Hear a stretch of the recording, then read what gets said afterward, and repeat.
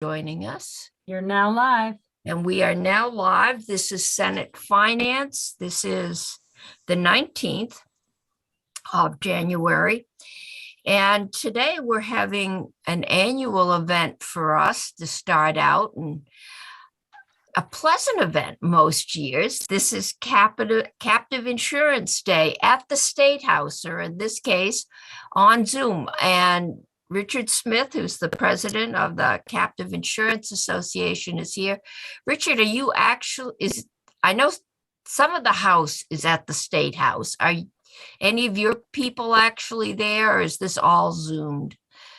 This is all Zoom for us. It's all Zoom, okay. Yeah, for the last 2 years, it's pretty much been all Zoom. Yeah, for us too. Okay, well, the floor is yours. I'll let you take over. Great. Well, thank you very much, Madam Chair, and thank you to the committee. My name is Rich Smith. I'm the president of the Vermont Captive Insurance Association, or VCIA. And thank you for granting us this time. I know you're busy, but as Senator Cummings said, hopefully this will be a pleasant review of the captive industry. You'll hear later from my compatriots, things are going quite well, even after a couple tough years, we've all faced with COVID. I realize that the DFR housekeeping bill has been introduced, I think, in the House. That has some captive amendments. So I'm assuming Dave Provost and myself will be back before your committee in due time to talk about those specific amendments. Also an annual event. Also an annual event, yes. So thank you.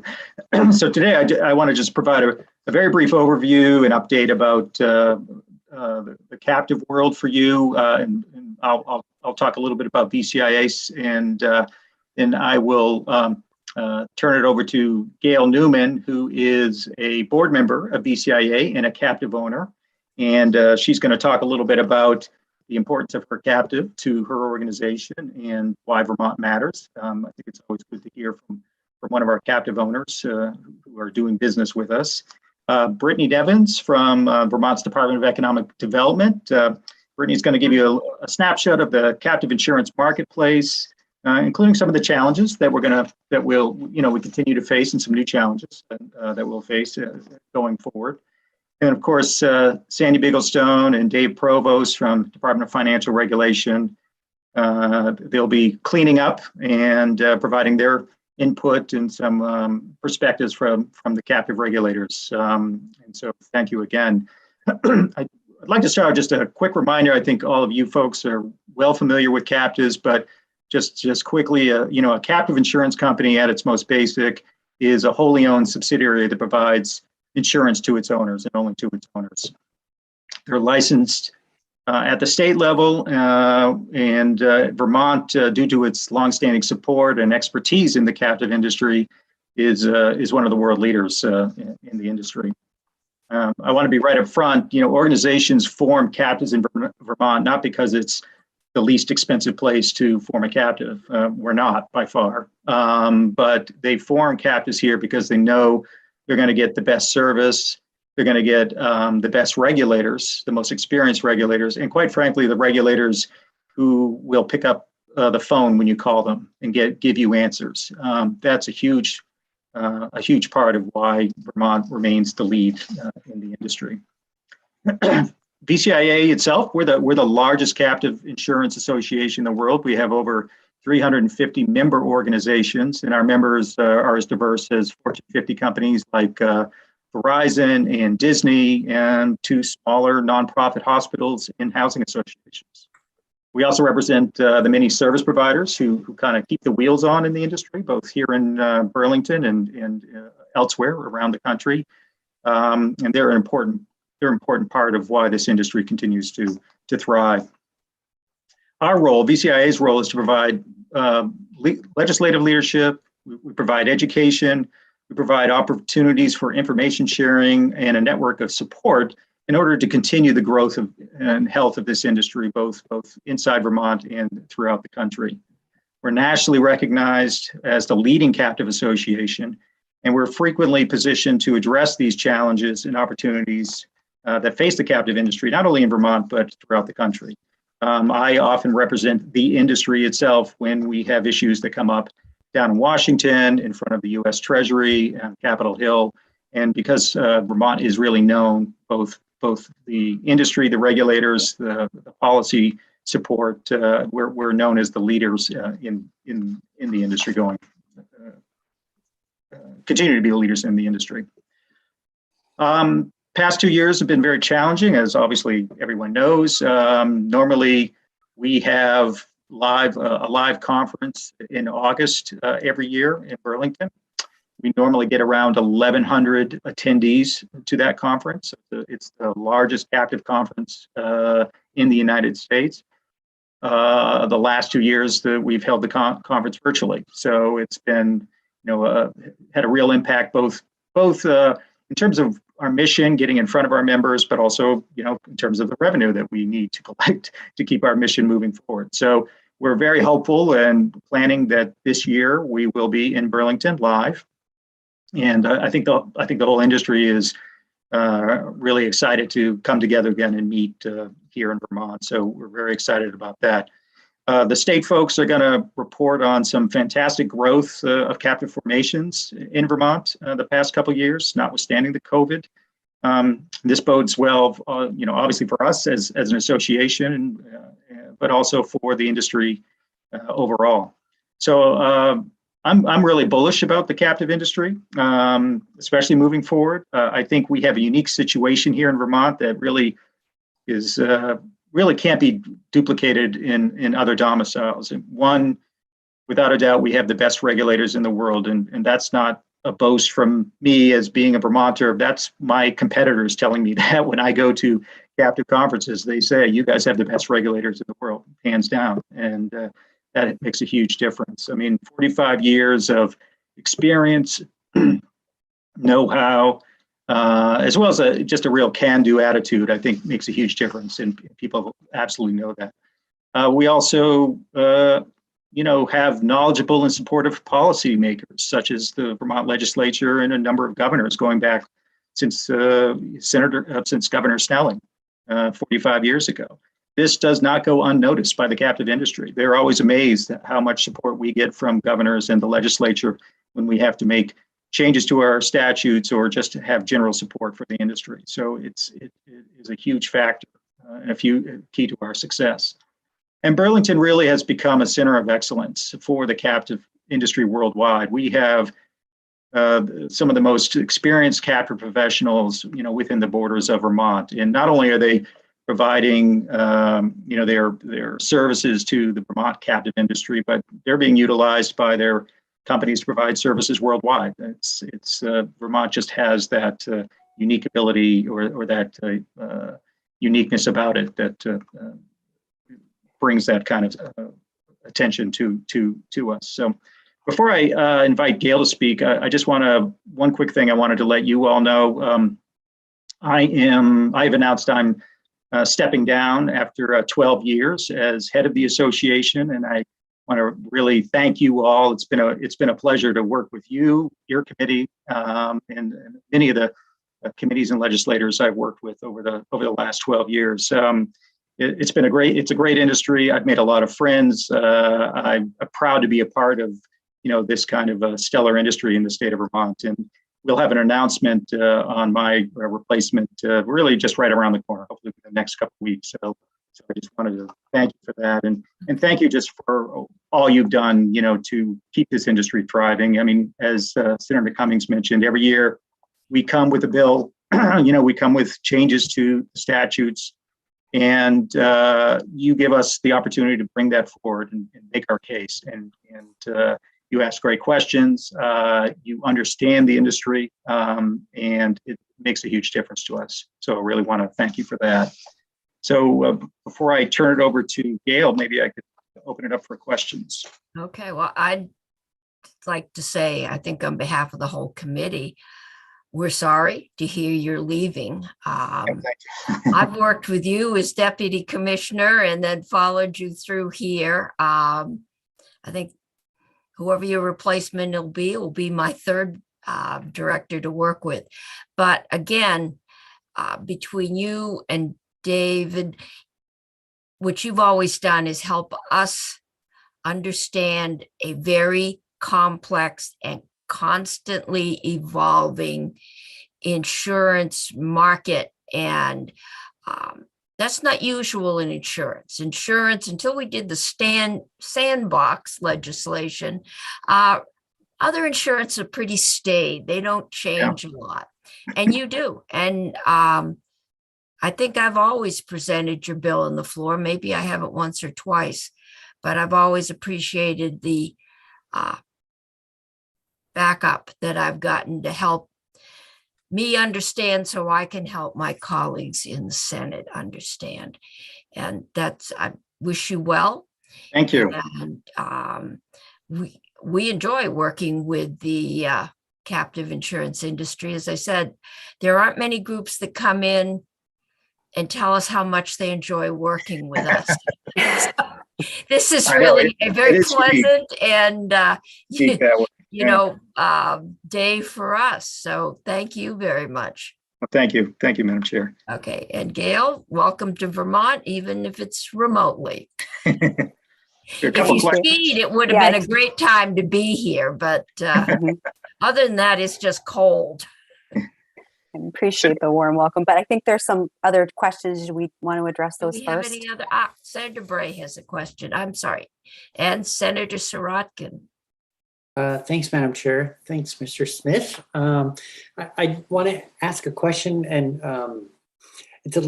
because maybe if time allows, come back to it later, or we could even take it offline. And that is, you've been in here. I mean, it's unusual. I think you're unusual in that you come in not only as in an industry that's being regulated, but I think we've had this partnership that's also always talked about it as economic development, and in sort of the best sense of the words. So right. There are other parts of the economy. So my question is, what are we doing in the world of captives that might be a lesson for other things that we would do in Vermont? In terms of economic development? I mean, that's an excellent question. I am asked that question, I won't say constantly, but a lot, and it's a good question. I mean, I think it's really a unique situation, Senator Bray. I mean, you've got an industry that wants to be well regulated. I mean, that's a key. I mean, this is an industry that, as I say, this is their own money being put at stake. So when they come to Vermont, they want to know they're getting the best regulators, they're getting the best feedback about how to run their captive insurance company. So that's a different type of regulation than if, back in my day when I was regulating utilities, where you had your consumers, the Vermonters, and you had the regulated entities, and your job was to make sure that there was fair play, between them. In this case, it's really, the consumer is the owner of the company itself. So it's a closed loop, if you will, and there's not a Vermont exposure or Vermont, citizens that we have to look out for, the regulators have to look out. It's really just making sure what they're doing, meets the standards of the regulations and the laws that you guys put out in terms of licensing a captive insurance company. So it's difficult. I mean, obviously I can't, you've got hugely experienced regulators, a really deep bench over at the Department of Financial Regulation. And, there is an attitude of working with the industry, and like I said, being accessible, answering questions, listening, and coming in, and also being a partner when we come in to change the laws, because as Senator Cummings mentioned, it is an ever evolving industry and things change year to year. And these regulators understand that and embrace that. And so it's pretty unique. I don't know. I've never been able to find kind of like what's the next captive in Vermont. I hope there might be one day, but I actually have not kind of found that niche yet, that industry yet. Yeah. Well, one encouraging thing, is you're saying that we're not the lowest cost, because I think Vermont loses out in almost any financial realm when we're just asked to compete on cost. It's That's like right. Quality is our strength, I think. So, all right. Absolutely. Well, thanks very much. You're welcome. Thank you. Okay, and Senator Sirotkin. So I just wanted to say ditto to what the chair said and wish you the best to you and your family. Thank you, Senator. And curious as to, are you retiring? No, I'm not retiring. I actually just felt like 12 years was a substantial time to be in this position, and I really just wanted to step back and look at other opportunities. I'm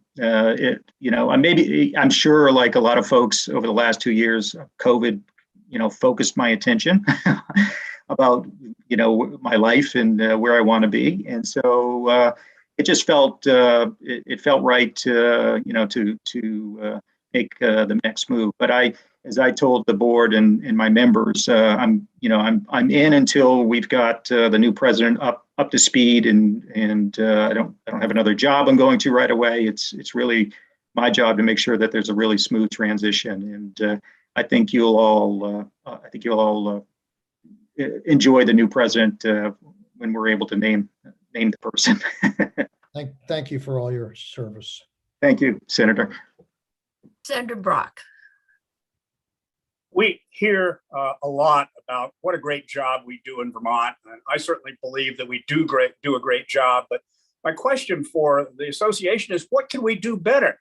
What can we do to attract even more people to come to Vermont and register their captives? What can we do to attract those who've chosen elsewhere to come to Vermont and register their captives?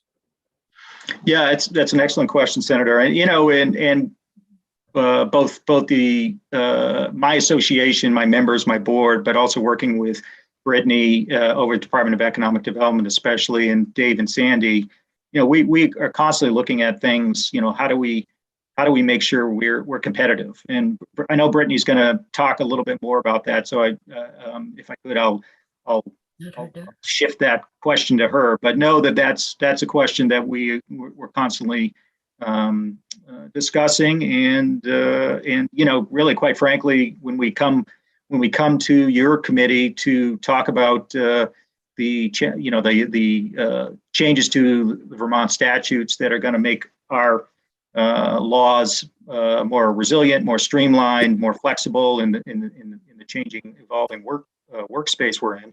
That's really a huge piece of what you guys do and what you continue to do. But if I can, I'll defer the bulk of that to Brittany, because that's part of what she wants to cover. She does. Okay, I think with that, we'll move on to Gail. And maybe she can shed some light on some of these things too. She has a non-Vermont perspective. So good, welcome. good. Thank you very much. I appreciate that. And good afternoon to you all. It's a pleasure to speak and talk about my company and the experience that we've had for almost 5 years now that we've had our captive domiciled in the state of Vermont. So I serve as the Vice President of Risk Management for Bright Horizons Family Solutions. And we are a business that's very focused, dedicated, and passionate about childcare, as well as a host of other types of service lines that we offer, be it backup care services for families and clients. We also offer educational advisory services, as well as education assistance programs for a variety of large clients and families. We are very much a large presence here in the United States with close to 700 childcare locations. We service tens of thousands of children and families, not only in the US, but we have a very large footprint in the UK, as well as the Netherlands. And we continue to grow some partnerships in Germany and the Netherlands. And we're looking even more so in 2022 for additional international expansion. Really getting down to the crux of why I'm here and chatting with you all is that about 5 years ago, when I was hired at Bright Horizons, there was a very significant shift in the types of liability insurances and coverages that our business needs to maintain to be able to honor a lot of our contractual requirements.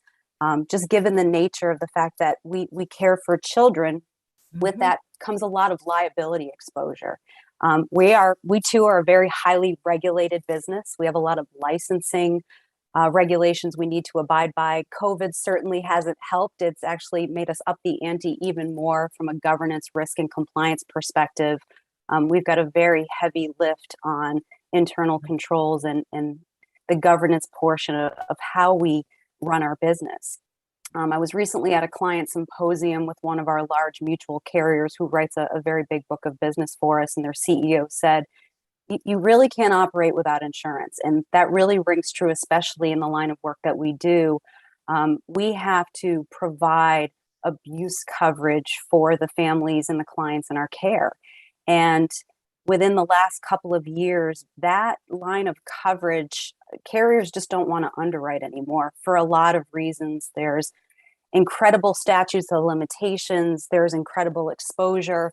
I think everybody has seen at least a headline either from a USA Gymnastics story or a Boy Scouts of America where there's really incredible payouts for horrific types of claims that come through. And we're not exempt from that. We fall within very similar categories, and insurance companies have just said, we just don't want to be in this business anymore. We don't want to underwrite this. Or even if we do, the expense at doing so and the exclusions within that coverage are so challenging that we had to do a pretty significant pivot about 5 years ago and said, we've got to get in front of this for a variety of reasons. We need to ensure this coverage is in place so that we can still be in business and we can provide the services that we do. That's what we do as a business. The other piece of it is we also had to look at if we can't provide this coverage, who else out there is getting ahead of this competitively speaking? We look at it as a competitive advantage. But it was also, how can we do this in the most economic fashion? And so that's when we turned to a captive. We started working with some really great groups within Vermont, some consulting businesses as well that said, we really think based on the profile of your business, how conservative you guys are and how regulated you are, that this would be a really good fit. Now, truth be told, I'm not too far out of Vermont, so it's still chilly here too. We don't have a foot of snow on the ground, thankfully, but we're pretty much in the backyard, being based in Newton, Massachusetts, and I'm coming live from my home office here, just north of Boston. So I think just from a logistics perspective, it's very convenient for us. We have a lot of our co-partners in our captive that also have offices here in Massachusetts, so it's a great topic to ask, how do we attract more people to the Vermont captive? That certainly makes it a lot easier for us, especially pre-COVID, when we could just drive down the street and have a quick meeting with some of our business partners that help us with our captive. But I think, more so speaking is that, we very much appreciate the rigor and the regulation that goes on because of the nature of what we do. And just the turnaround time that we have in terms of if we ever have a question. Today we have one significant line of coverage in our captive, and that's our general liability program. But we're also starting to have the conversations around some of the other lines of coverage out there that are becoming more and more challenging as well, like the cyber and the information security issues that we're seeing, employment practices. We're constantly having dialogue internally around, we're seeing an increase in just the things that we have to do internally from a policy and procedure perspective, but also coming off of an insurance renewal this year where premiums are skyrocketing and exclusions are coming out because it's very similar to what we're dealing with abuse exclusions. Companies are just not willing to underwrite these things. So we're starting to have those conversations, and we've got a wealth of resources at our disposal within Vermont to help us navigate those conversations. And then and looking internationally too, and how we more globalize our program and how we get our foot in the door with some of the partners that we may recognize and appreciate through this relationship. So I'll just end it with, I really appreciate the relationships and the partnership that we have. I've become very close with Rich, so much so that I am on the board. I just began in October 2022, and I think it serves a couple of purposes. It brings a reality and a perspective outside for Vermont, but I think it also helps, just my company as well, and how we grow and develop our captive in the years to come. The insurance markets aren't softening anytime soon. I think we become more and more of a litigious nation as the years go by. So, that's very helpful in that this captive that we have helps us ensure that we can provide the services and the coverages that we need to all of our clients. So I'll pause there. Hopefully I hit all the key points, but if you all have questions, I'm more than happy to answer them. Okay, thank you. That's a new group I don't think we've heard from before, which is childcare. Okay, committee, any questions? Senator Hardy. Thank you, Madam Chair. And I was going to say the same thing. It's actually really interesting. I hadn't thought about childcare as a type of organization that would need this kind of coverage. So thank you for your testimony. And just a quick, you're a for-profit company or a nonprofit company? We are. We're a publicly traded company. Yes. Oh, wow. You're huge.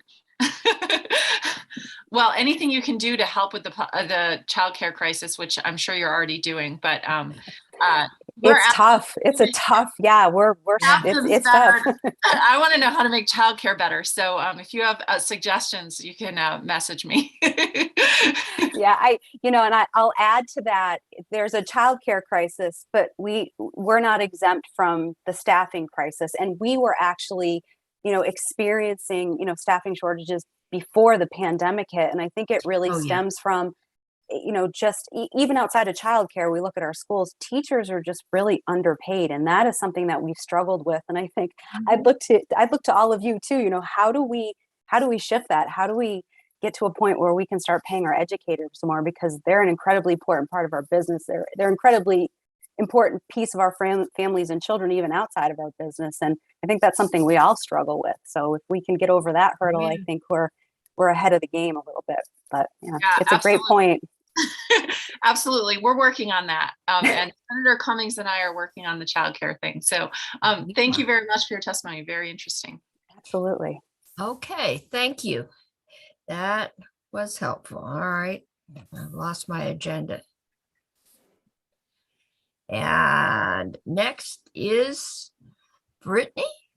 And Brittany, you're our marketer that Yes, exactly. that we spun off to ACCD. Yes, yeah. So welcome aboard. Thank you so much. Yeah, let me introduce myself quickly because I actually have not testified in front of you all before. So so my name is Brittany Nevins, and I'm the Captive Insurance Economic Development Director for the state of Vermont. And I started in this role in September 2020. So yeah, it's nice to meet those of you I haven't met yet. I was actually born and raised in Vergennes, Vermont. So recognize a couple of the senators for sure. And I moved out of state for a few years and moved back home. So my role is actually in the Economic Development Department. So I'm separate from the regulators and the Department of Financial Regulation. And that was intentional so that I could do the marketing and business recruitment side of things and have that separation between the regulatory aspects. So I am responsible for marketing the captive insurance industry on behalf of the state of Vermont, nationally and globally, and responsible for recruiting businesses to license their captive in Vermont. So I do a lot of the press and marketing piece, going to the conferences, and trying to think creatively about how we can continue to be a thought leader and be kind of the face of the captive insurance industry. So I'll try to be pretty brief because I know I think probably time is a little bit short. But are we okay? Okay. Yep. So got a couple. We've got Sandy going to speak as well. So just let me know if I go too long. But No, I've got Sandy and David, and we've got 15 whole minutes. So okay. All right. We're golden then. That's a long time in Senate agenda time. Yeah, I can imagine. So Sandy and Dave from the Department of Financial Regulation will go into more detail about captive formations this year and regulatory updates. But this year was the fourth highest year of growth in our 40-year history, and is the highest year of growth since 2003. So it's been a really big year for us. And last year was actually our 40th anniversary since the captive enabling legislation passed in 1981. So we have a really rich industry, and we're known as the gold standard for a lot of the reasons that Rich already mentioned and Gail already mentioned, so I won't go into those too much. But Vermont continues to be the largest captive domicile in the country and the third largest in the world, with over 1,200 captives licensed to date. Vermont remains the leading domicile in the world for risk retention groups. Vermont licenses captives of all sizes and captive types. Gail's a great example of Bright Horizons. But notably, 43 of the Fortune 100 companies have captives in Vermont, and 18 of the Dow Jones 30 companies have captives licensed in Vermont. You can find more data in the handout that we sent over with figures such as gross premium, written and assets under management, which has gone up as far as gross written premium goes this year, pretty significantly, actually. Vermont was voted Domicile of the Year by Captive Review for an 8th year in a row, and was voted as highly commended in several other awards this past year. Additionally, Sandy Bigglestone, who you'll talk about, or who we'll talk in a moment, was ranked 7th in the Power 50 Awards, remaining the highest ranking regulator on that list. And one of the few regulators even on that list. And I think that really speaks to the stature of the regulatory team and the expertise and the strong reputation that Vermont has in the industry. So I'll talk about the economic benefit of the captive industry to the state of Vermont. And I really appreciated your question, Senator Bray. And I have a lot of thoughts actually on how this can be replicated possibly to other programs. I actually worked in Austin, Texas, in a regulatory department and then in an economic development department. And I think part of the key here is really just the support and partnership with businesses without compromising on accountability. And Vermont has a very unique, positive culture in a regulatory department that I just have never seen before, frankly. So I'm happy to talk more with you about that. So in terms of taxes and fees collected, so the most recent verified taxes and fee data is from 2020. And in 2020, the total taxes collected were about $26 million, and license and fees collected were $1.9 million. And this is an over $1 million increase from the year before. Over $575 million in taxes and fees have been collected since the beginning in 1981. According to a 2019 economic study, which you've probably heard these statistics before, but I'll reiterate, the captive industry has contributed directly to the creation of over 400 clean, high-paying jobs for Vermonters in the financial industry sector. The average pay for these jobs as well is about $91,000 a year with great benefits.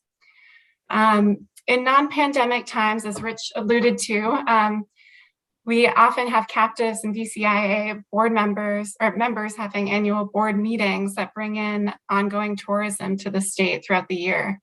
And annually, the VCIA hosts a conference that brings in over 1,000 participants to Vermont. The conference is a significant boost every year to the hospitality and restaurant service industries. And I'm happy to say, at least for now, a conference is planned in person this summer, which is great news. So to go into some of the challenges that we're facing, I just have 3 top challenges that I want to mention. So the first is competition, which is kind of probably something that comes up every year in legislative day, but there are currently 40 states now that have captive statutes, and every year more states and countries become a captive domicile.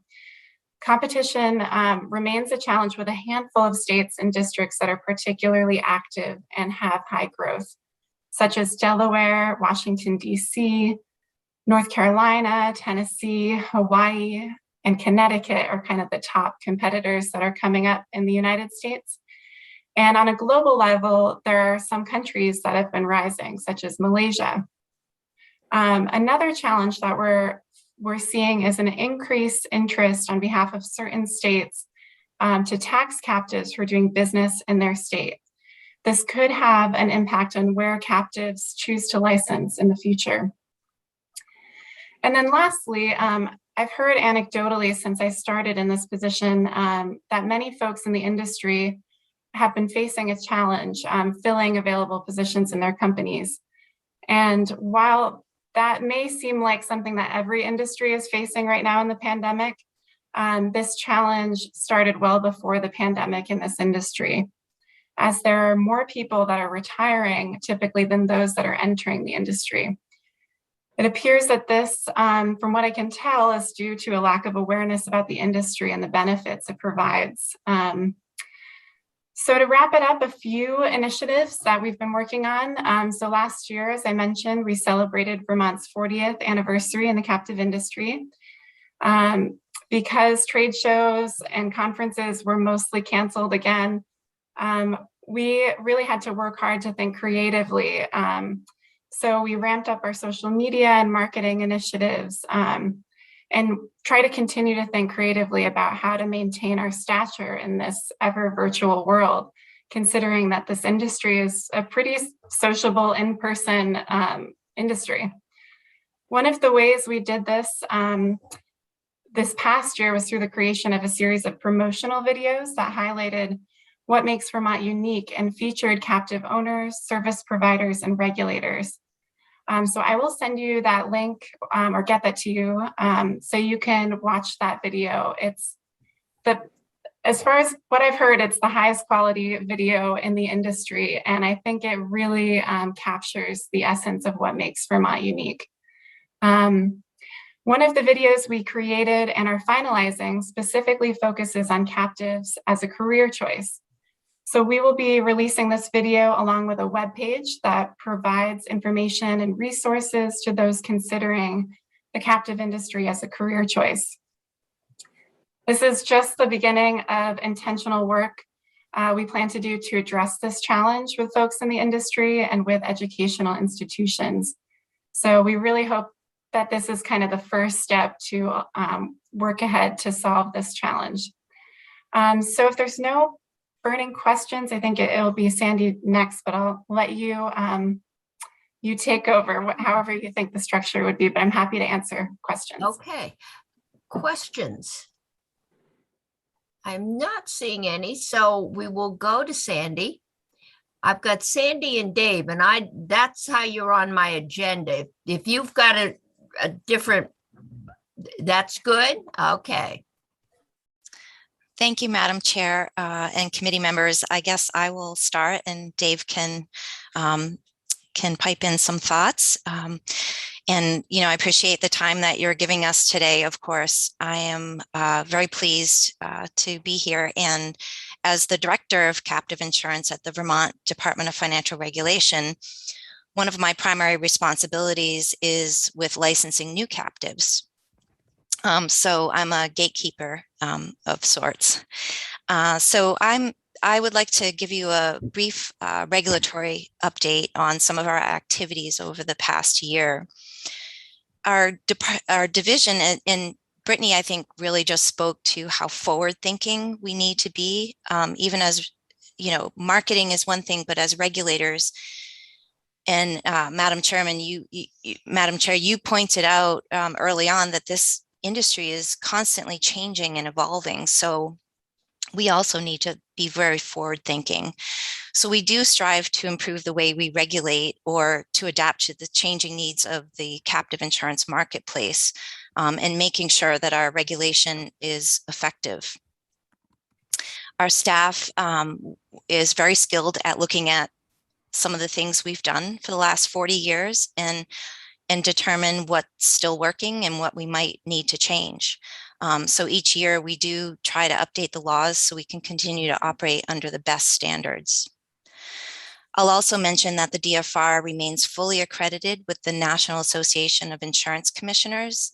So thank you for helping us with NAIC accreditation by passing laws that enable us to keep pace with those regulatory standards. Accreditation is vital as regulators because it allows state regulators across the country to have confidence and rely on our work.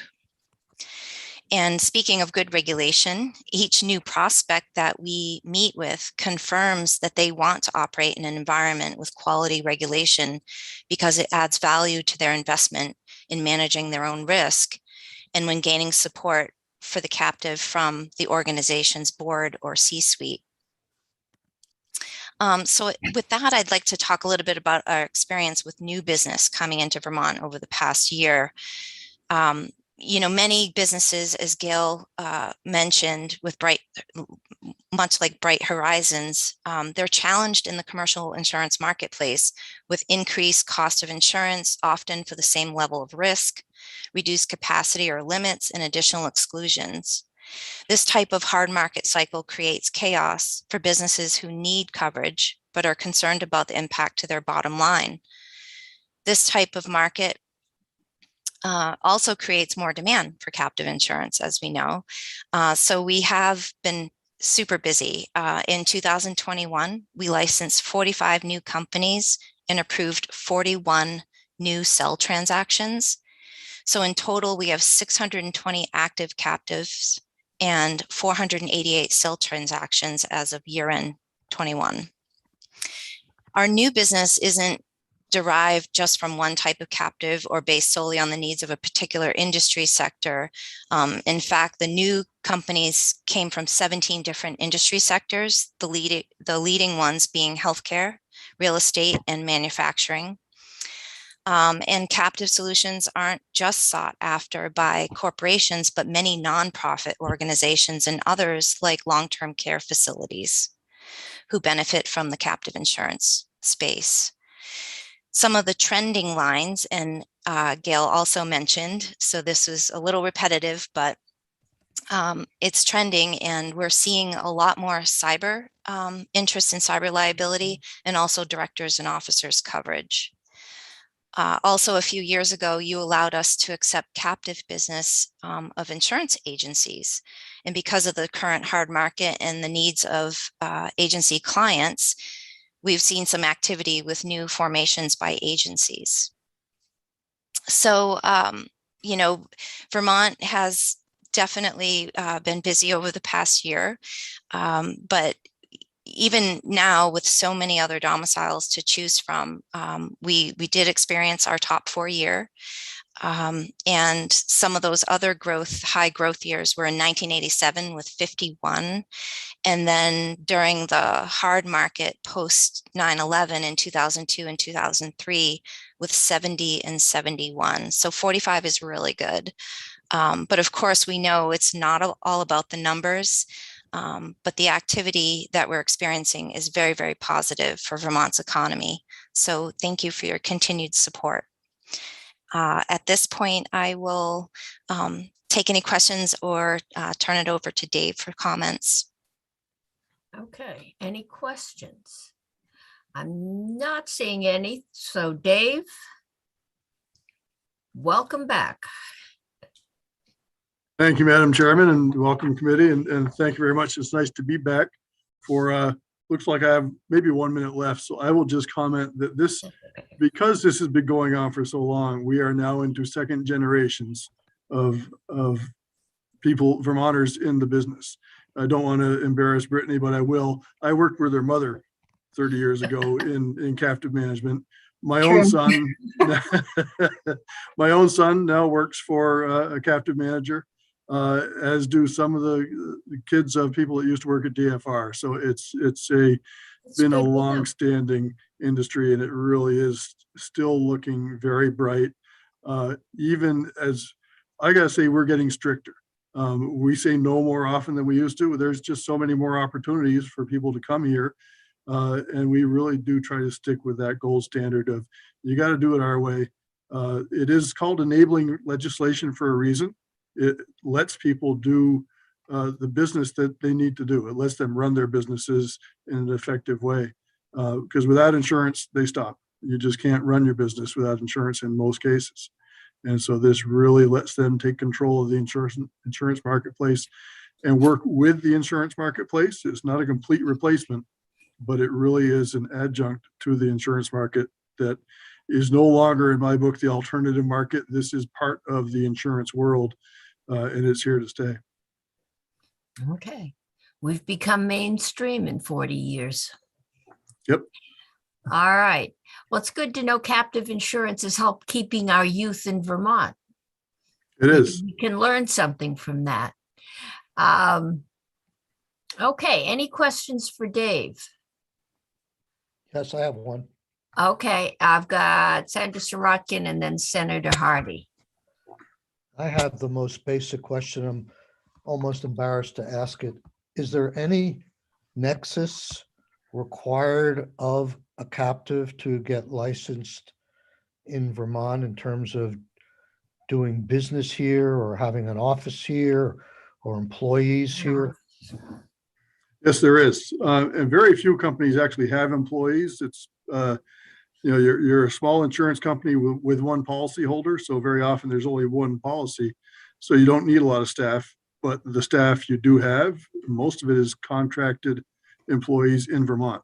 So the management companies that every captive has to hire, they're primarily based in Vermont. It's gotten to the point now where even our local businesses are international in scope, but they all have an office here and all do some work here. You also have to have an annual meeting in Vermont. That's been part of the statute since the beginning. Obviously, in the last couple of years, we've had to provide some waivers for visiting Vermont. If you couldn't, we wouldn't let you in. But yeah, there is quite a bit of business done in Vermont in terms of hiring local managers, local attorneys, working with local banks and visiting Vermont and spending some time in the hotels and resorts. But there is no requirement that the underlying business that's the insured has to have business transactions in Vermont. Like, no, there's very little going on in Vermont for most of these companies. Walt Disney doesn't do business in Vermont except for selling us cable subscriptions. Got it. Okay, thank you. Okay. And Senator Hardy. Yeah, my question is, well, first, I actually reported the captive bill last year. It was super fun. That's right. You did. I did. Yeah. Thank you. At the last year is a blur. Yeah, understandably. But do you have requests for us this year? Will there be another captive bill? There are captive pieces in the overall DFR housekeeping bill. We didn't have that much for you this year, so we combined it with the rest of DFR. But there are some small things, but they're small but important. And so yes, we'll have something for you. Okay, great to hear. All right, thank you all. It's really nice to see you again. And now I have to go, so I'm going to say goodbye. Okay. Bye. You're going to miss all the fun because Commissioner Bolio is here. I know. Sorry, Peg. Next time. Thank you, Captive Insurance. We love having you in Vermont, and please relay that to all your members. And will do. We look forward to seeing you again when that insurance bill makes its way over. I did a walkthrough last year early on, and when we got to the insurance bill, we didn't seem to remember we'd walked through it. So I didn't do it this year. We'll wait till it comes and do it once. Okay. So thank you, everyone. Thank you. And thank you very much. Appreciate it. Good luck, Rich. Thank you. Appreciate it. Hope to see you all again. Probably will. Yeah. Around the grocery store or something. Exactly. Bye now. Okay, we'll see you. Bye-bye. And Commissioner Bolio is bouncing around, but he's here on the screen somewhere. There you are. Commissioner, the governor had a lot to say yesterday.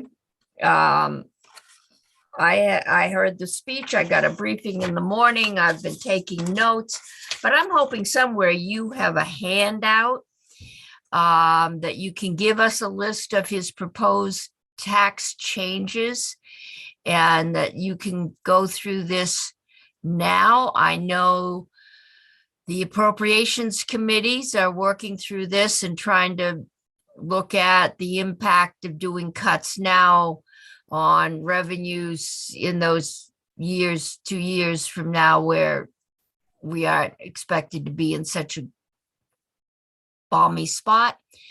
And I've been told, don't do anything just yet. So we are starting just in understanding what the proposals are, and if you know them, what the costs will be. And the floor is yours. Thank you, Madam Chair. Happy to give you all the information I can on this stuff. I am coming from next door today, so not quite as color coordinated as I was the last time with the committee, but happy to be here just next door. So what I'm going to do today, I'm going to try to share my screen, Madam Chair, and we're going to hope that this goes well. Bear with me just a second. I don't do this frequently. And what I'm going to start with today, let me hit that button. How does that, are you seeing?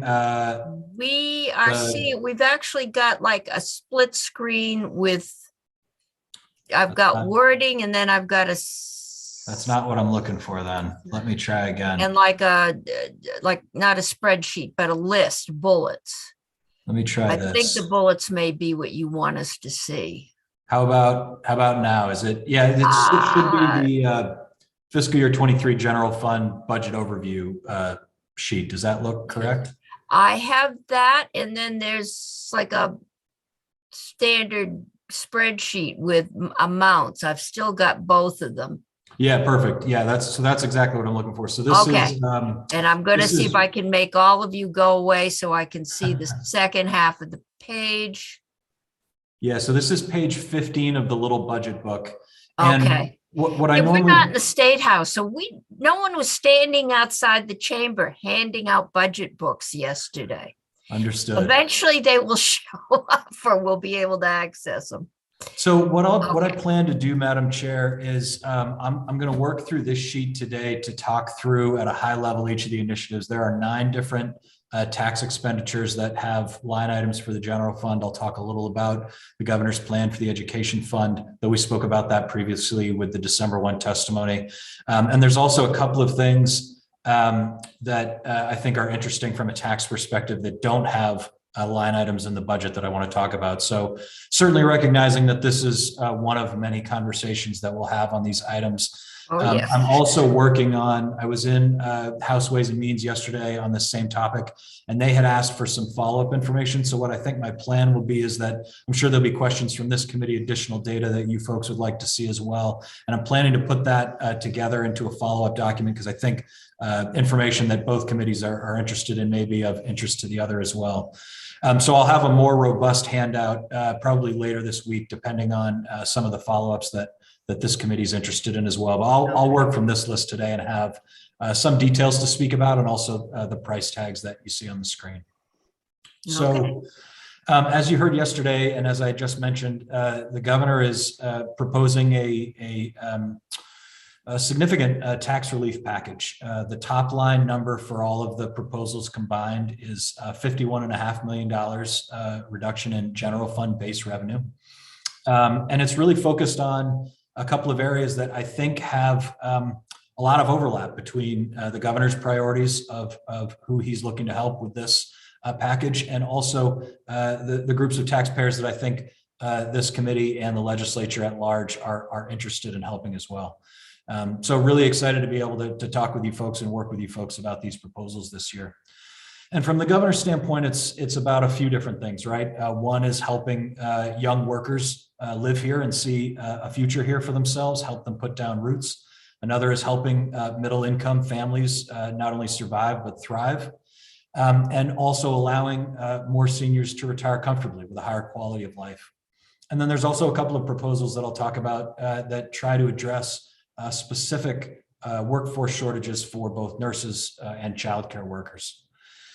So there's quite a few of them, and I'm happy to jump into a higher level of detail on any of them, but I'll start with just a high level for each of these. So the first is that the governor is proposing to expand the Vermont earned income tax credit from 36% of the federal credit to 45%.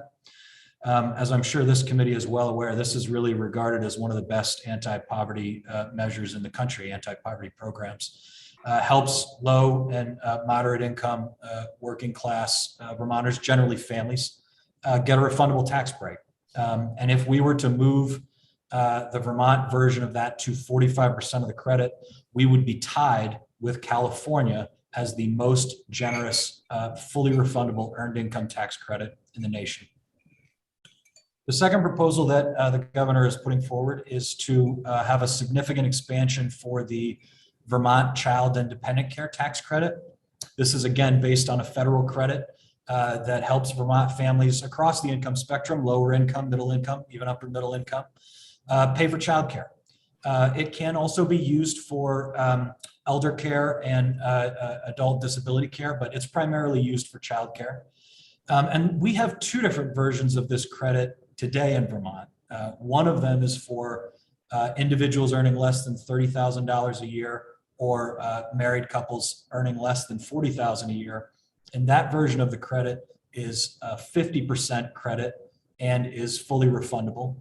But most Vermont families get the version that is 24% of the federal credit and not refundable.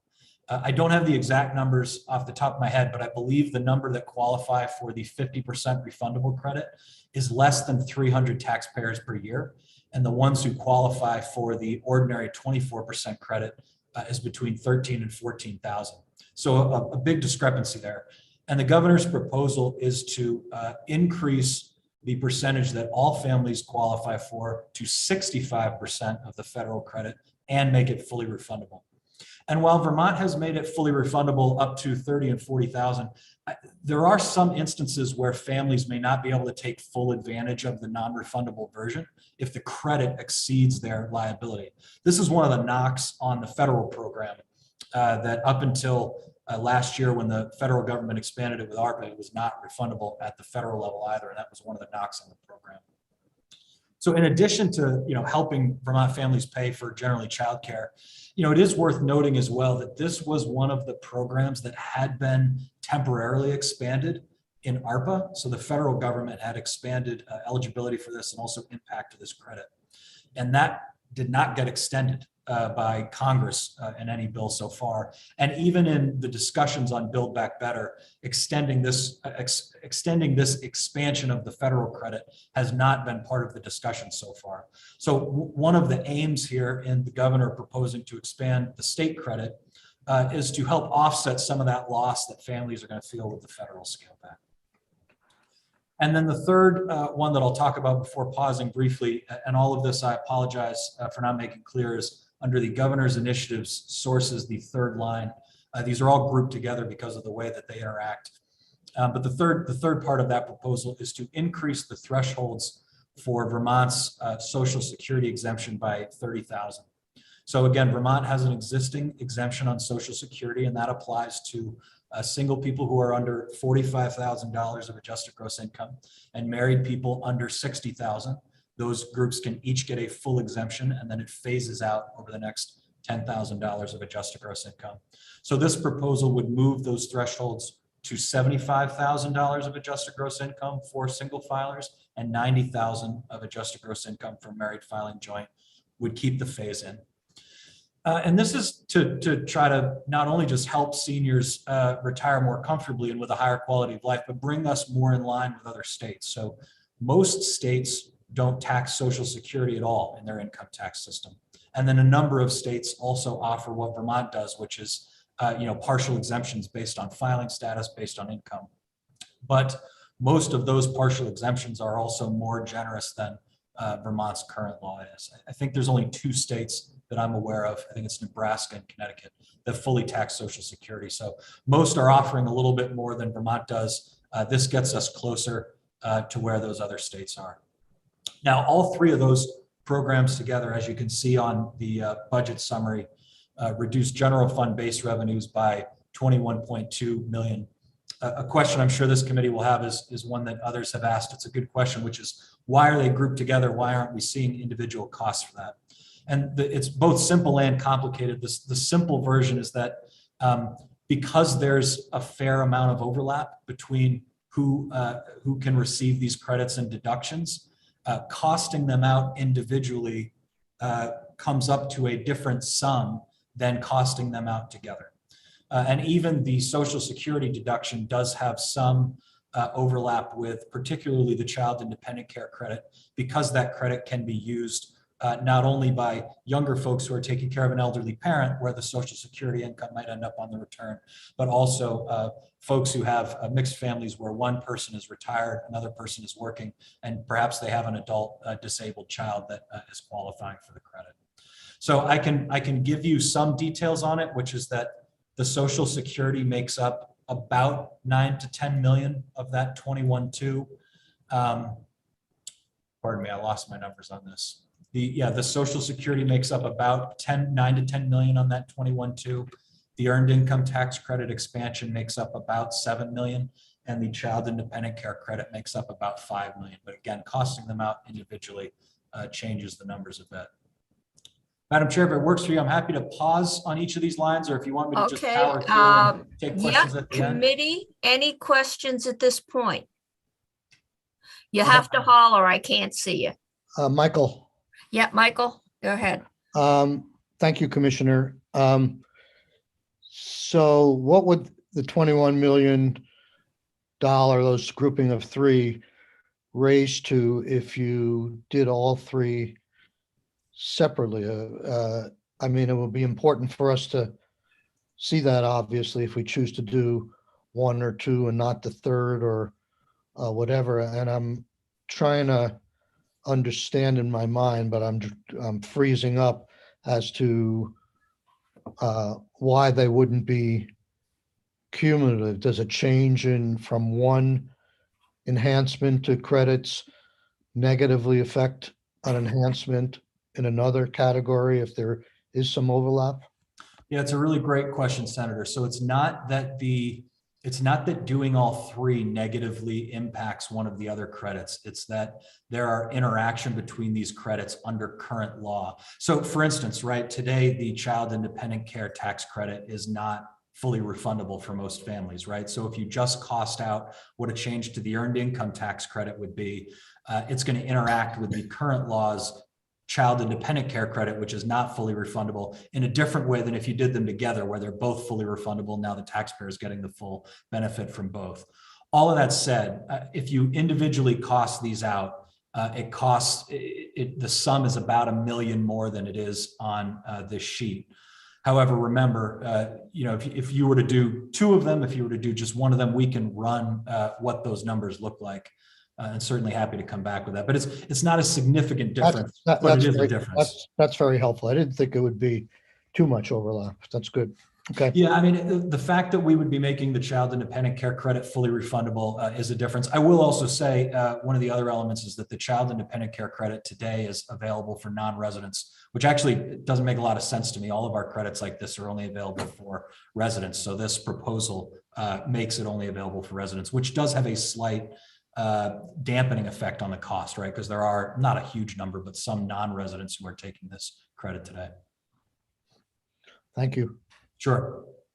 Okay. Other questions? Yeah, Madam Chair. Yes, Senator Pearson. Thank you, Commissioner. I think I can assume the answer, but the chair has pounded into our heads that, we're not in normal times. So adjusting tax code that will make sense today and next year versus 5-10 years from now is a little bit dicey if we're trying to protect the general fund, for many years to come. So can you just comment on that and how your analysis would give us some assurance that these are sustainable proposals?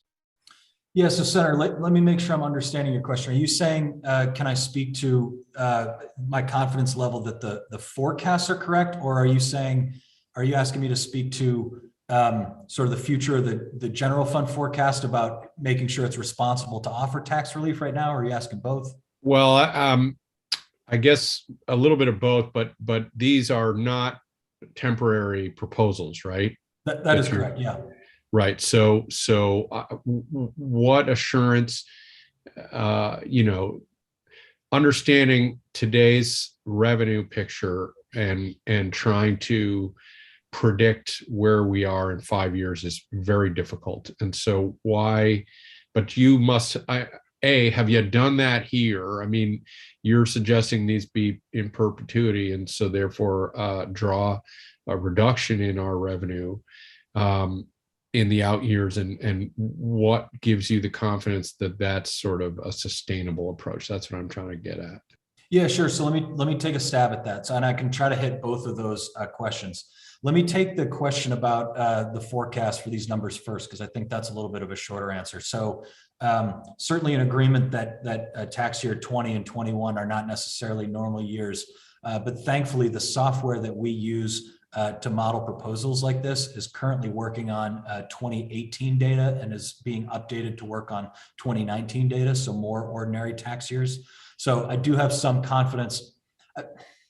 Nobody's got a crystal ball, right? But I guess I should say, to the degree that the world returns to look like pre-pandemic levels, these forecasts would be in the pocket of that. I guess where the uncertainty lies is, if the future years look similar to 20 and 21, right, then these forecasts may be different.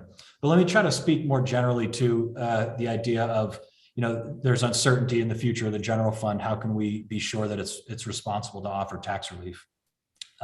And one thing I'm going to answer this to the best of my ability. One thing that I might recommend for the committee as well is Commissioner Gresham from Finance and Management can certainly speak very readily to the structure of the fund. But there were a few things that I had noted as we've been working through this, Senator.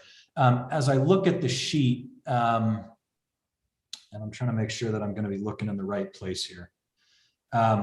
So the first thing that I would note is this total general fund sources, a bit over 2 billion, 2,061 million, right? If you were to go back to January and February of 2020, that number was just over 1.7 billion, right? So in just the 2 years of the pandemic, the general fund sources have gone up over 400 million, which is almost 25% of the fund compared to the fiscal year 21 amount. So, revenues are significantly more robust.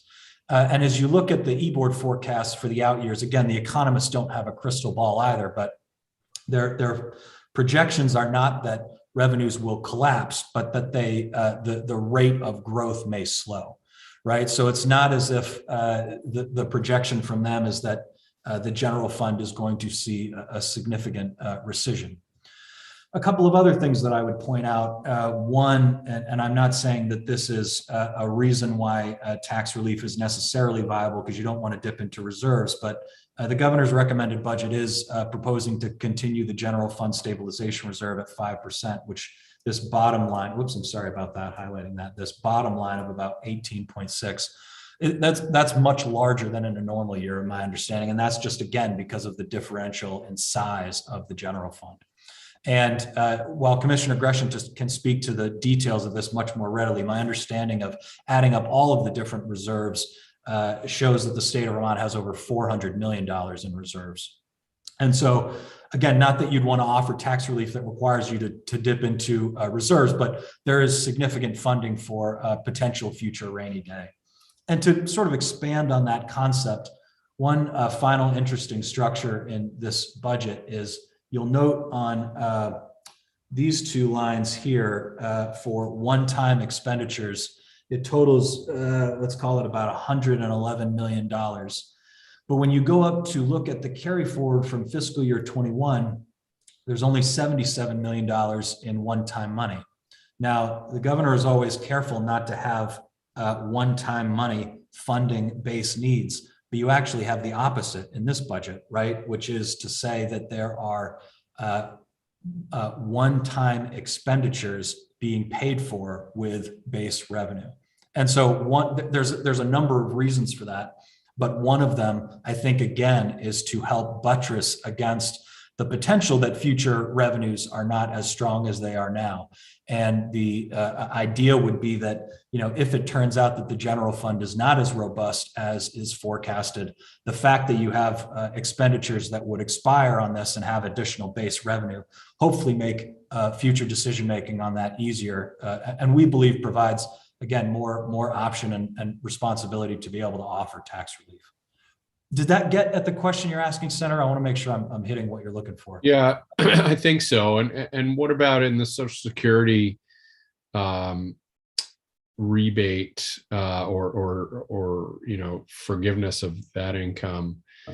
There's a big demographic impact in the out years as we continue to have people retire and seniors leave the workforce. Is that part of the modeling that lands you at this proposal? So that kind of demographic change modeling has not been done yet. So this would be the modeling that's been done at this time is the snapshot in time for tax year 2018. I'm happy to take that question back to the team and see what we could produce on that. Thank you. Sure. Okay. I have another question, Senator. Okay, yeah. Just to follow up on Senator Pearson's question, I think I know what the answer is, but could you give me your theoretical or philosophical reason why we wouldn't potentially make these changes with a sunset out 5 years? I know it's hard to pass a new tax on people, and it's hard to continue with a tax that's scheduled to sunset, but it's a little bit easier if you can point to the sunset that we never promised this forever. So I know the federal government does that occasionally with tax reductions. Did you give that any thought? That's not something that we had considered, Senator. I'm not sure. I'm not sure that I have sort of a philosophical answer to provide right now. Certainly, that's an option for the legislature if you folks have concern about future revenues. Not something I had spent a lot of time thinking about at this stage. Thank you. Okay. Let's continue because we've got a lot more tax cuts to go through. Sure. The next one that I will move to, let me get back to my list here, is the student loan interest deduction. So this is a fairly simple proposal. The governor is recommending that we allow all Vermonters to deduct all student loan interest paid. So this is a federal deduction today, and it flows through to Vermont under our existing tax code because it's an above the line deduction. So it's a pre-AGI deduction. But there's some guardrails around it at the federal level that a number of people hit. One of those guardrails is that it has a cap of $2,500 of student loan interest paid per year that you can deduct. Additionally, it's only available to those making under 70,000 single or 140,000 joint. And lastly, it's not available to folks who file with the filing status of married filing separately, which coincidentally, many folks who have both spouses with student loans may elect to file with that filing status because married filing separately, if both spouses are using income-based repayment, allows you to separate your income for the purposes of income-based repayment. So what this proposal would offer is that it would help three groups of folks that I can identify. The first would be those who qualify for the existing federal deduction but have more than $2,500 in student loan interest paid. Those who fall outside of the income thresholds to qualify for the federal deduction, and those who file married filing separately. And just to clarify, this would be deductible only to the degree that it was not already deducted as part of adjusted gross income. So you cannot double dip, for instance. About 50,000 taxpayers today in Vermont take this deduction to some degree. We believe that this proposal would help 16,000 of those, be it part of that 50,000 that may be hitting the cap or new taxpayers who today do not qualify for the federal deduction. And interestingly enough, even by having no new cap at all, it's only a reduction in general fund based revenue of $3.3 million. And so we really think that this is a way to help young workers plant roots here. Young folks with student loans turn into middle-aged folks with upper middle income and middle incomes that we want to attract here, and just help them make ends meet as they are paying down these student loans and don't have that in their discretionary income. Okay, any questions? Not hearing any, so. Sure. you can keep going. Next one I will move to, and sorry to jump around on the list. I have a slightly different order in my notes than I have on this sheet here, but the next one is a perennial ask from the governor's office. I think it will be until he's no longer the governor or until it's law, but asking to exempt military retirement pay from income tax, and also asking this year, I think this was added last year, but maybe new for this year, but survivors' benefits to also be exempt. So that's money that goes to surviving spouses and dependents. You've heard me talk about this before, but 47 states offer some form of exemption, be it partial or full or not having income tax. So Vermont is only one of 3 states that fully tax military pensions. And interestingly, I think JFO had done a report on this. I can't remember if they had shown it to this committee or just Ways and Means, but they had found some national data that shows 70% of military retirees are between the ages of 35 and 50. So again, can transition to the civilian workforce, can bring skills to that.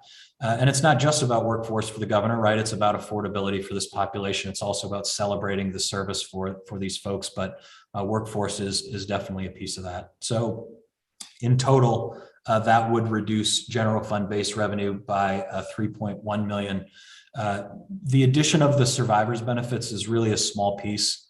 I believe that is only about $300,000, less than $300,000 of that 3.1 million. Okay, any questions? Yeah. Yes, Madam Chair. yes, please. Well, go to Senator Bray. He hasn't asked one All for a right, while. Senator Bray. Thanks, Mr. Commissioner. I'm sure you've thought about this, and I'm wondering how you sort it out in your own mind. There are so many Vermonters without pensions that whenever we talk about exemptions for pension income, it makes me concerned that those with less stable retirement years in terms of how well they are prepared financially for them will end up in part, paying in this form an exemption for those who are better off. And so, it's not a zero-sum game. I wish we could help all those Vermonters who don't have pensions develop them, and we've had some conversations about that, I guess, and we'll come back to it. But how do you sort that one out?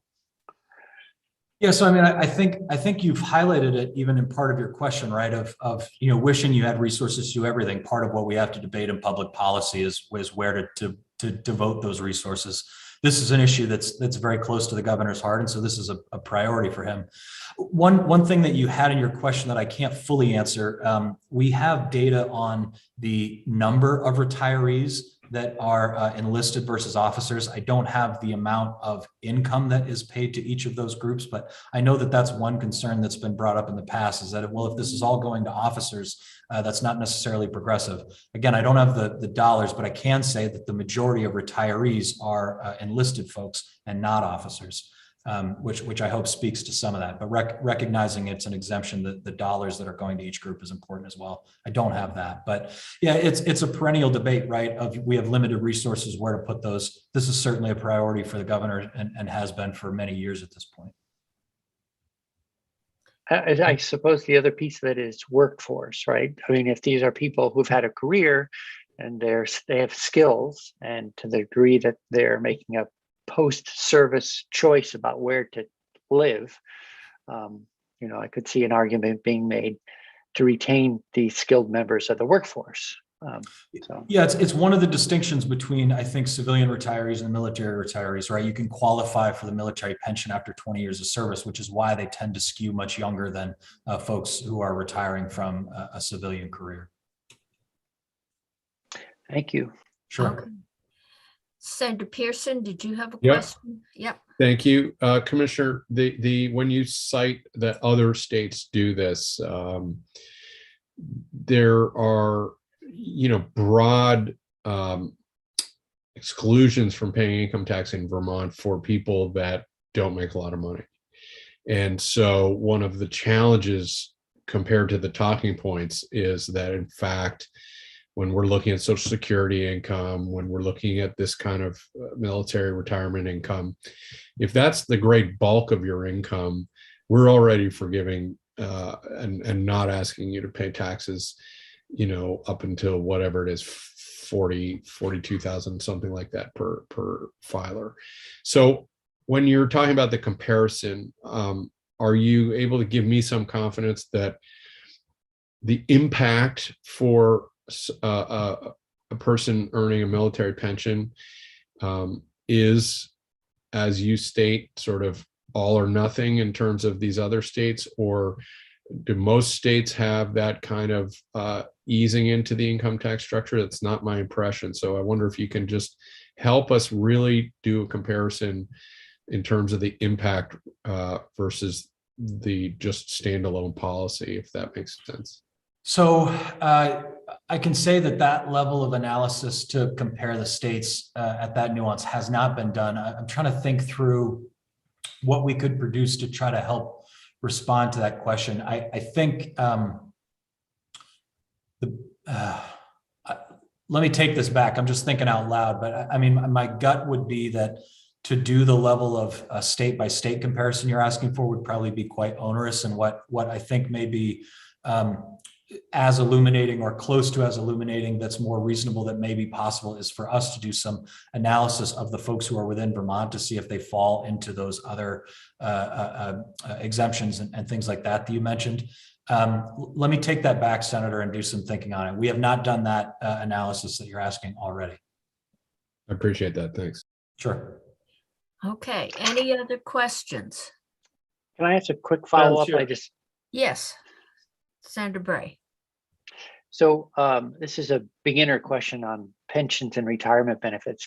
If you retire from the military and you have your military pension, and then you go on to another career, ultimately, are you going to be receiving Social Security plus your military pension? They're not exclusive in any way, other than you can only earn money in one category or the other for any given year of work. You are correct. Military retirees are also eligible for Social Security, yes. Okay. How about Madam Chair. federal civil servants? We have a bill asking to exempt their pension benefits. Are they also excluded from Social Security? I can't think of a reason why a federal pension would disqualify you from Social Security. I may be incorrect on that. Has JFO done an estimate on what that costs? Not that I know of. We just received it, and we'll be looking at that.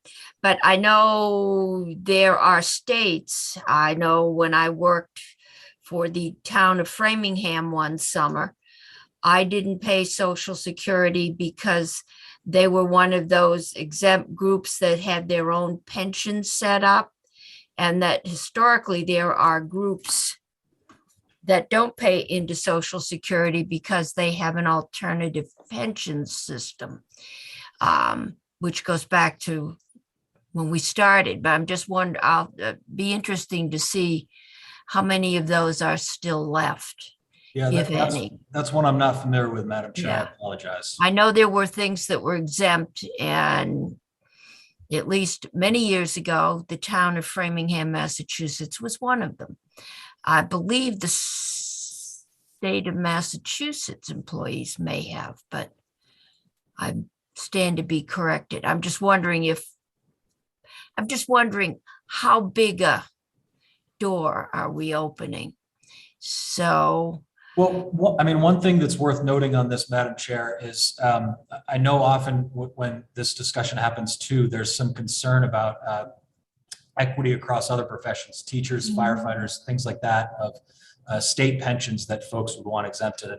One of the big challenges that exists on that is federal law that has been backed up in court, which prohibits a state from exempting a state level pension without also exempting federal pensions. And so when we look at an issue like this, a military pension is already a federal pension, so there's no prohibition against a state exempting that.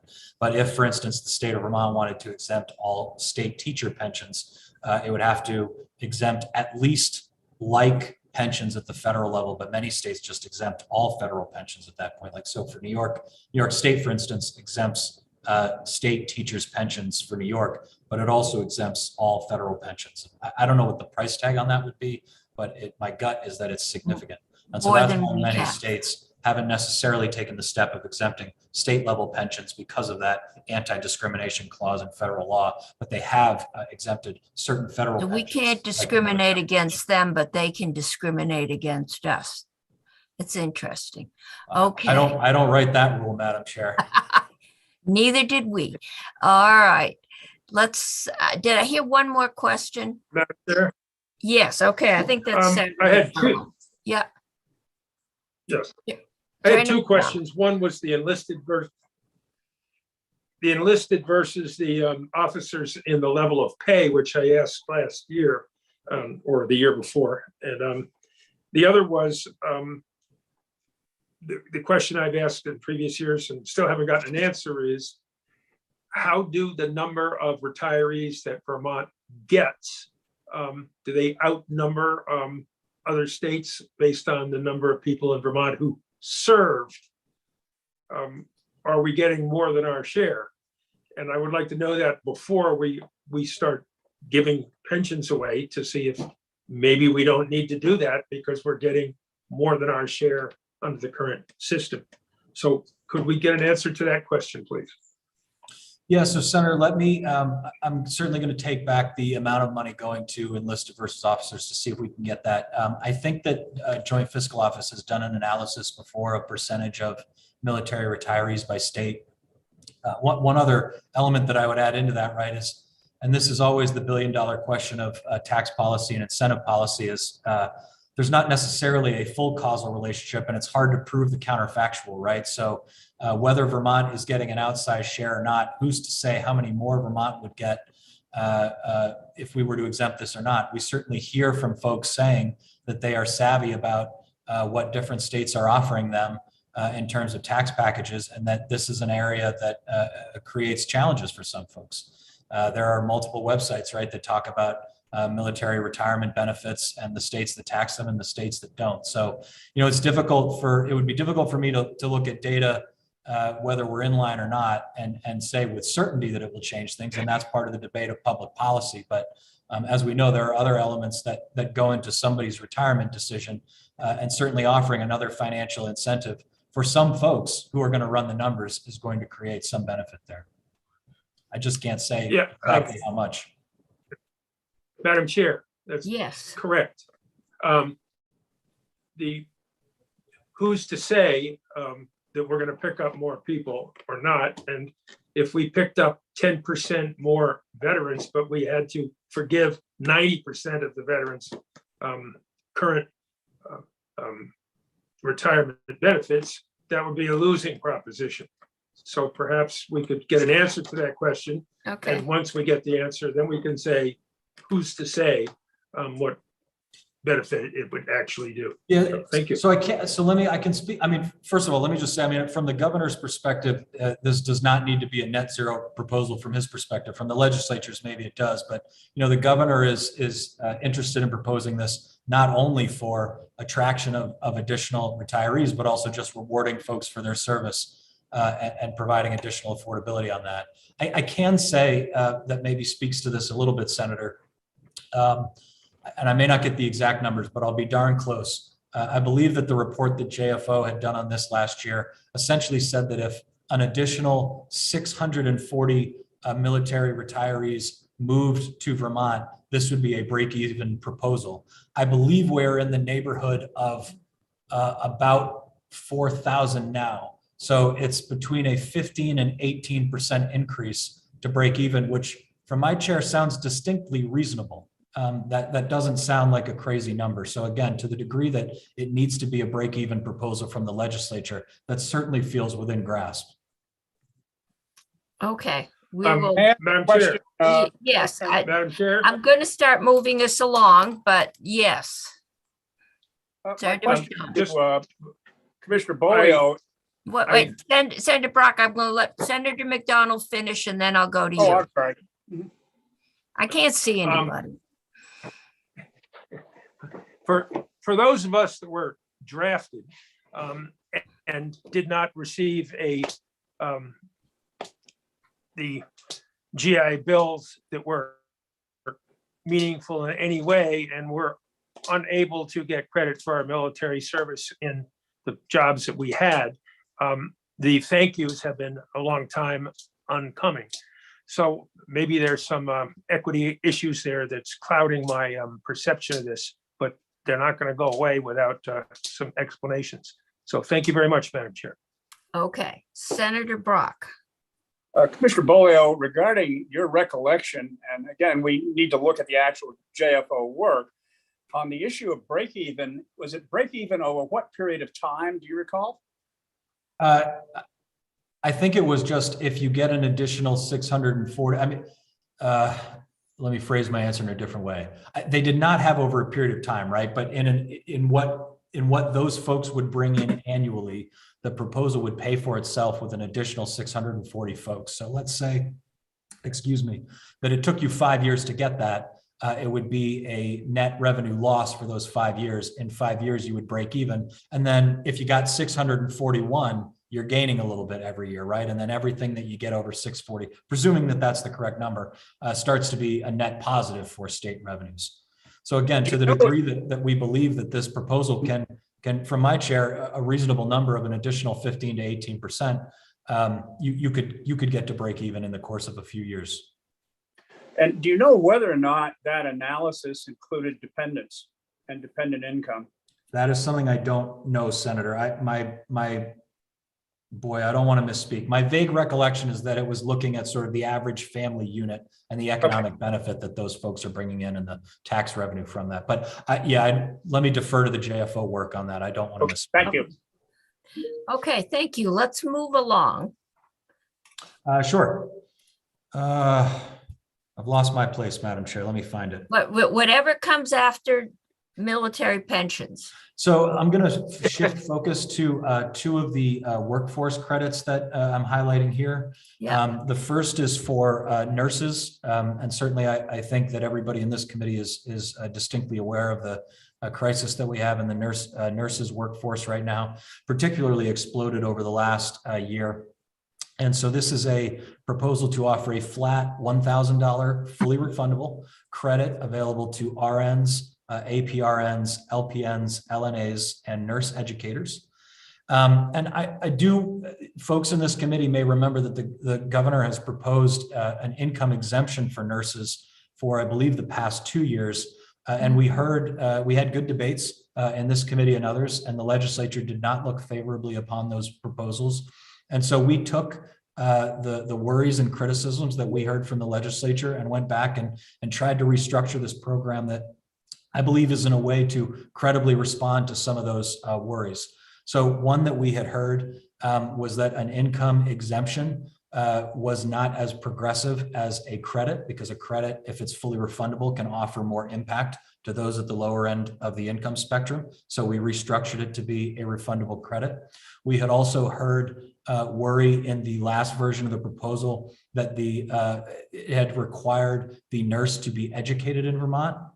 And the thought was, if we need nurses, why would we care where they were educated? So we have removed that restriction from this proposal, and the nurse can be educated anywhere. They just have to live and work in Vermont. And it no longer, one of the other worries was that it was a 3-year exemption previously available for 3 years after graduation, and then it ended. And some folks were worried that that would not necessarily entice permanency, because somebody may take the exemption for 3 years and that was not enough to set down roots and they would leave. This credit is now in perpetuity, so that incentive is there for every year that they are living and working in Vermont. And I do want to clarify that the definitions on this say that the nurse must be paid by a Vermont healthcare provider. So traveling nurses would not qualify for this for a couple of reasons. One, they often do not qualify for residency, but two, they are paid through the traveling nurses organization. That's my understanding, and not a Vermont healthcare organization. So we are very much hopeful. This is part of a comprehensive package to help the nursing workforce crisis. We do not say that this alone will solve it, but the administration has been working both with Senator Sanders and legislative leadership to come up with a comprehensive proposal, and we believe that this is a critical piece of that. For nurses, the credit is a reduction. The cost for that is a general fund based reduction of 15.4 million annually. I have a question. Yes, Senator Sorokin. Commissioner, I noticed in the list of nursing professions or caregivers, you did not list, I don't think, personal care assistants, either folks, some of whom work at nursing homes, many of whom work independently in elders' homes, providing basic care services. Was I correct in that?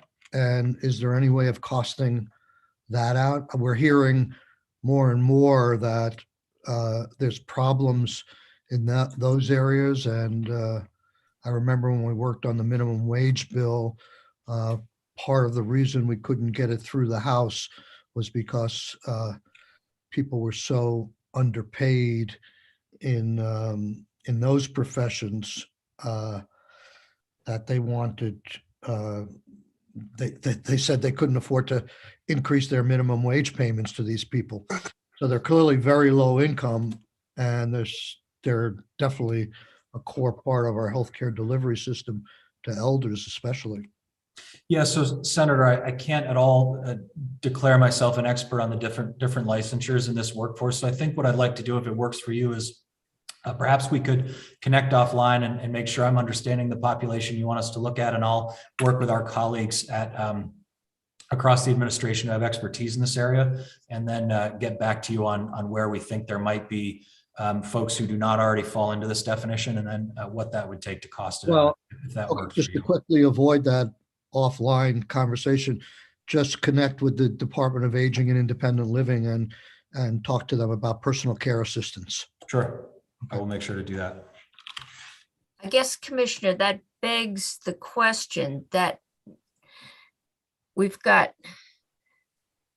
have several essential professions that we have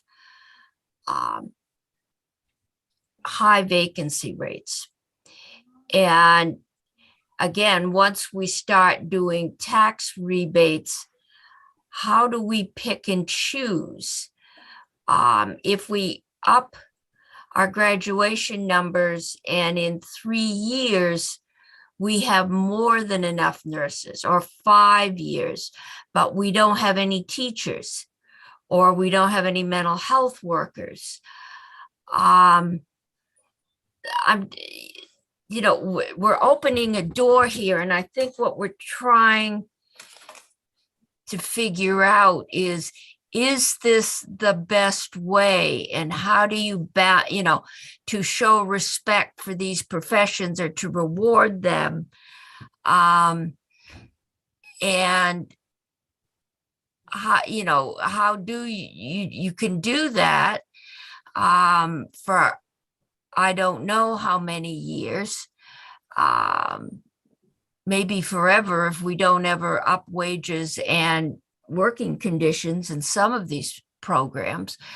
But I think that's the kind of question that this committee is going to be struggling with, is given the revenue impact, which we're not going to feel this year, but when you talk about a 0.8% growth rate, I think it's within the next 3 years, and the potential, given inflation and the Fed's playing around with interest rates for a recession,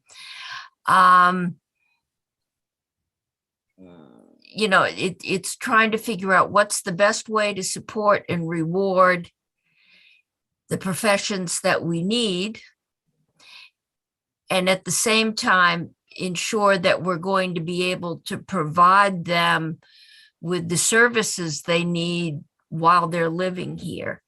And I think, that to me, I think is the basis for a lot of the questions. Yeah, I think you're asking big questions, Madam Chair, right? And Yes. I think that's the debate we always have to have in public policy is where do we put the priorities? Where do we put the resources? And I guess, one of the questions that we've always got to ask too is, just because we can't help everybody, does that mean we shouldn't help anybody? Right. I had heard on, I think it was just last week, perhaps, Vermont Edition had done a segment on nurses. And one of the themes that I had heard frequently was that they were saying nurses in Vermont, full-time nurses in Vermont won't earn as much as they would earn either as a full-time nurse in another state or certainly as a traveling nurse. Right. And so this is one way, again, as part of a comprehensive package to help put more money in the pockets of those who have options to move and live and work elsewhere. Totally understand, Madam Chair, that we've always got to be debating priorities, but this is one with an estimate of $75 million annually from Vermont hospitals and traveling nurses, that there are already significant costs out there. Oh, yeah. To try to shore up this workforce. Maybe, all right. I'm just thinking of justice reinvestment. Maybe we want to think about nursing reinvestment, but we'll move on. Unless there are any more. Sorry. Yep. Quick question. Ray, I'm getting good at voice recognition. Thank you, Madam Chair. So on nurses, I mean, the other side of the equation, I'm just trying to, again, I don't have an answer here. I'm just sharing a thought as we try to suss this stuff out.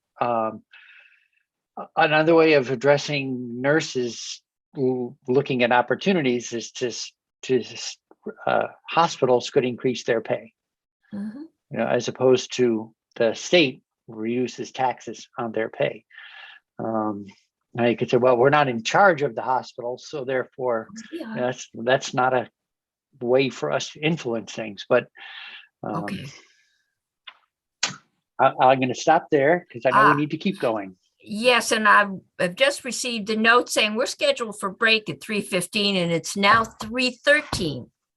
And I think it's pretty obvious we're going to have the commissioner back. So maybe we will give him just a few minutes to run through the other proposals out there, and then we will have him back, I'm sure, more than once to go through all of this. And we will see if we can get Commissioner Gresham to come in, who's probably better qualified to talk about what the administration is thinking. So, Commissioner, I will let you finish up because I know there's more.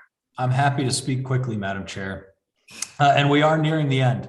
So the next proposal is a very similar structure, flat $1,000 fully refundable for childcare workers.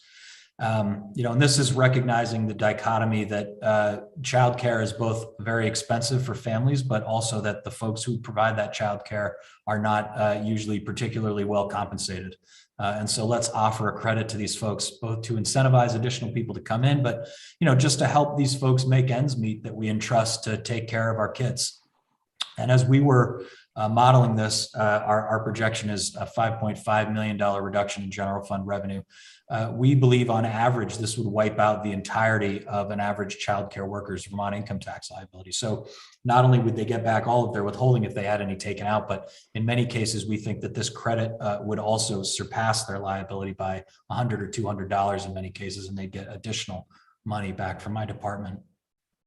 The final two general fund line items that you see on this are two credits that are administered through ACCD, and they could come speak to details on these very readily. But the first is expanding the manufactured housing replacement tax credit by $1 million This is a program that helps Vermonters who can afford the mortgage payment but can't afford the down payment to move out of an older energy efficient home into a new energy efficient or maybe even net zero mobile and manufactured home. This is the same credit that the governor had proposed increasing last year, but the ask is larger this year for $1 million instead of $250,000. They are 5-year credits. So the cost of this program, excuse me, the cost of this program ramps up by an additional $1 million each year until the 5th year, where it becomes $5 million in perpetuity, but doesn't increase beyond that. Yeah, I know. Remember, we did this last year. So many pieces got mixed and matched at the end of the session. I think this one is still in this committee. I believe that that's the case, Madam Chair, although again, Yeah. at a different dollar amount on the. Yeah, on the level. I think we just ran out of time. There's that, and I believe the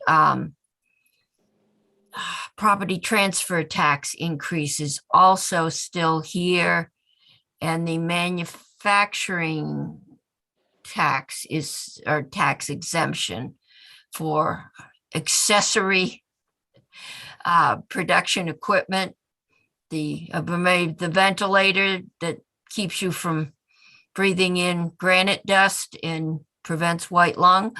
I think those are all still with us. That is correct. The governor's interested in one of those things, Madam Chair, not the other one, as you might imagine. He's a Barry boy. I'm sure he's interested in white lung prevention. And then the last line item here is the expansion for the downtown and village center tax credit. This is an ask to expand the appropriation from 3 million to 5. This is a program that I think is widely recognized as successful, but it's always oversubscribed. And my understanding is that the demand is usually in the $5 million range. It's also a proposal to expand the definition of the properties that would qualify for this. Right now, it's just for designated downtowns and village centers, which my understanding is that particularly in small villages can be quite a small area geographically speaking. And there might be other properties in the surrounding neighborhood adjacent to that need some TLC that don't qualify for this program. So it's a two-parter. Again, ACCD can speak to each of these programs readily. I will highlight very, very briefly because I believe we've spoken about this before, but the ed fund surplus in the December 1 letter was projected at 89 million and change. After the latest e-board, it is up to 95 million, 95.7 million, I believe. The governor is still interested in investing that in 2 different ways. One is returning half of that surplus to taxpayers through a rebate to help prevent a future year property tax spike if we were to do a one-time money rate buy down. And the other is one-time investments to help workforce challenges. Investing in CTE centers access and services is one of the examples that we produced in the letter. On both of these, we're really eager to work with the legislature to work out details. There are stakeholders that we need to bring in, particularly to do the rebate. My department doesn't have the resources to do it alone. We would need help from the towns. And so we don't have a hard and fast proposal on those, but general ideas that if the committee is interested, we would love to work with the legislature and those other stakeholders to find a path forward. And then I just want to highlight one thing that is really in the weeds, and I'm happy to come back on, which is the governor is interested in proposing or is interested in pursuing a pass-through entity level tax. And this is like the new wildfire across the country, similar to the way the post-Wayfair world had states passing economic nexus laws. As this committee is very well aware, the Tax Cuts and Jobs Act restricted the state and local tax deduction to $10,000 per taxpayer. And that has an impact on states like Vermont, where essentially that deduction helps increase a state's taxing liability by having the federal government subsidize a portion of it. And so now many upper middle income Vermonters and even middle income Vermonters hit that cap. We had hoped that that cap would be increased with Build Back Better, but as we all know, Build Back Better has not passed through Congress at this point and does not look like it will anytime soon. And the IRS has sanctioned one method of workaround for this that states had devised, and that is to have pass-through businesses, partnerships, and S-corps pay their income taxes at the entity level instead of passing it through to individuals, where at the entity level, there is no SALT cap. At this point, after the IRS sanctioned this in late 2020, I believe 20 states, 20 states have passed a version of this, and another half dozen or so are considering it right now. And essentially, there's a way to structure these credits, and states have done it in a variety of ways, to offer this path that increases affordability for Vermont residents by reducing their federal income tax liability without significantly impacting state revenues. So essentially offering a big tax cut for residents without actually having to pay for it out of the state general fund. So you can see why it's been very attractive to a number of states. It's a very complicated mechanism with some questions to answer, and would love to come back and talk more details on that as well. Okay, that sounds like a whole afternoon. So we'll be happy to have you back on that one, because I know that has been an issue. Okay. And that's my list, Madam Chair. I had corporate income tax, but I think you're having me back on that next week. And I'm happy to talk that. Yes, no, I need to poll the committee, but unless there is a problem, that's one bill I think I'd like to get out, unless there's some issue we need to deal with. But I think we're still wrapping our heads around it and figuring out if there's an issue. And I'm just trying to clear as much out of here as I can right now. So we can spend time on waiting and other small issues. So, Madam Chair, yes, one I'm quick, trying to get you a break. okay, this will be very quick. One ancillary question I've been asked by a constituent. With the restaurant restoration money, the issue we had last year with PPP, whether it was the state was going to follow the feds of making those monies non-taxable, are you going to be coming forward with a proposal on that? Senator, my understanding is that the existing link up that passed last year already covers that, because that was passed in ARPA. So those monies are not subject to state income tax. If they were, you would come in and suggest that they not be, right? Yeah, I certainly would suspect that that would be the governor's position, but I don't believe that you have to take any action. We had looked into this recently for a constituent ask that came into my office. Thank you. Sure. Okay, committee tents, take a 10-minute break. Be back at 3:35. Does that give you enough time? Good to see you all. Thank you for having me, Madam Chair. Thank you, Commissioner. I'm going to send you a rent bill for your seat in the committee, because I think you're going to be a regular member. Always happy to come over. You know that. Okay, maybe someday we'll even be in person. I dig it. Be well, everybody. Good to see you. Okay, you too.